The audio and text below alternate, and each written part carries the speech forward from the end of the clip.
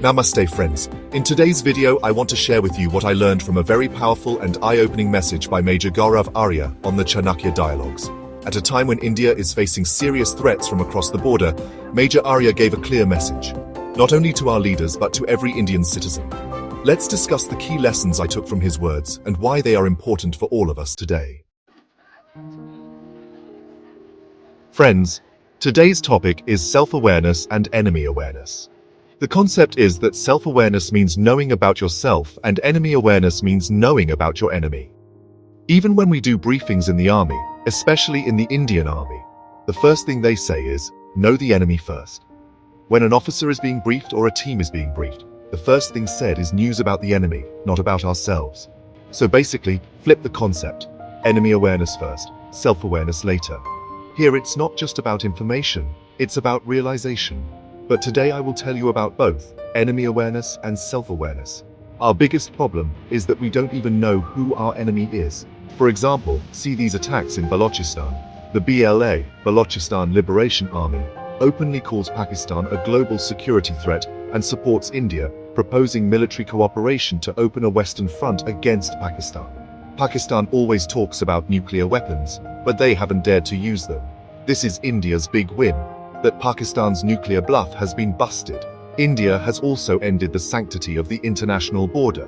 Now, whenever we want, we can reach Lahore. I don't know why we even have a high commission in Pakistan.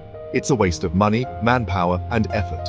Shut it down, send back all Pakistanis living here, say thank you, and end the story. Keep embassies only in countries you have good relations with. If a student from a good school questions us, they might ask about our claims like dropping 5 rifles. This is like the Indus Water Treaty, where we should make Pakistan suffer from thirst. The fifth point is critically damaging the Pakistani military. Now, for those planning to visit Turkey for holidays, I want to tell you something. After Operation Sindoor, I learned many things. Even I feel like traveling, visiting London or Turkey, seeing Hagia Sophia. Although I'm not much into traveling, sometimes I feel like going. And those who have gone, I am not saying they are wrong or asking why they went, because they might not know the facts. But if you support Pakistan on Kashmir, we have no issues. Every country has its own narrative and interests, and that's okay. But if you supply weapons to our enemies, which can harm our people, we will hold you accountable. Reconnaissance and heavy strike drones with 20 hours endurance are being given to Pakistan by China. But does Pakistan really have the money to buy all this from Turkey and China? Actually, they don't. But China supports Pakistan only to stop India's economic progress. China wants to be the only tiger in Asia and the world. Check Indian tourist arrivals and the revenue Turkey earns from them next time you plan a trip. Why are you giving Turkey the money to harm your own country? Be a little careful. That's all I'm asking. Have enemy awareness. Turkey's support for Pakistan is not new. We all know this. But still, Turkish companies are doing infrastructure projects in India, like metro construction in Lucknow and Mumbai. I don't know why. Over 230 Indian companies operate in Azerbaijan with investments worth around $1.2 billion. And at the same time, people are going there for holidays while the entire ecosystem is running here. This is called enemy awareness. Now friends, let's come to self-awareness, knowing yourself. Remember that though we have friends who support us, the fight must be fought alone. For example, if you face off against China at the LAC, line of actual control, it's you who must stand. Strong diplomacy comes from strong military, and both come from a strong economy. So we must strengthen our economy first, build a strong diplomacy and a strong military, which gives you bargaining power in diplomacy. Size alone doesn't guarantee victory. You need speed too. When I say speed, I mean speed of decision-making. If you want Rafale jets and you have the money, buy them. Finish the deal within 6 months. You have the finest experts in the world. Buy what you need, whether it's F-15, F-57 or anything. End the deals quickly because war will not wait. While your bureaucrats are signing files, war will have already started, like in Pahalgam or Operation Sindoor. Defense is like an insurance policy for the country. It ensures the future of you and me. And we must pay the premium, which is maintaining our armed forces. Policymakers, bureaucrats, politicians, please don't mess with the military. It's a time-tested model for over 250 years that has never failed. As General Bipin Rawat said, the famous concept of 2.5 front war, I made a map. Sometimes I feel 2 fronts are in Pakistan, 2.5 fronts are in China.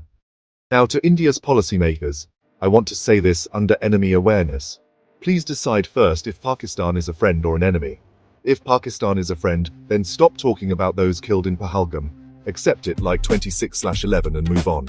I don't understand this nature creation policy where everything runs normally, then suddenly, Article 370 and 35A are revoked and trade stops. This installment-style approach confuses and angers people. Sit with the public once and clarify whether Pakistan is a friend or an enemy. After this, we need clear enemy awareness. Yes, China is our enemy, and we can damage China in a limited way. We must counter China, as China tries salami slicing and still trades $125 billion with us, most of which favors China. Do it once, say sorry to China, and do it again after 6 months. This is how it works. We must also check the status of countries supplying weapons to Pakistan. 81 to 82% from China, 6 to 8% from Turkey. People say Trump knows nothing, but he still did it. He imposed 240% tariff overnight with just a tweet. The world obeyed him, and trade deals with China were signed. We must punish the enemy using a whole-of-government approach, which includes everything, not just Operation Sindoor. There are many more dimensions to this approach. Friends, Major Gaurav Arya's words were a wake-up call for every Indian. They teach us that national security is not just the army's responsibility. It's also the duty of every citizen to stay aware, informed, and united. In today's times, wars are fought on the battlefield, in the media, on social platforms, and in global diplomacy. Let us stay alert, strong, and united as one nation. If you found these lessons valuable, do share this video with your friends and family. And tell me in the comments, what did you learn from Major Gaurav Arya's message? Jai Hind, stay strong, stay proud.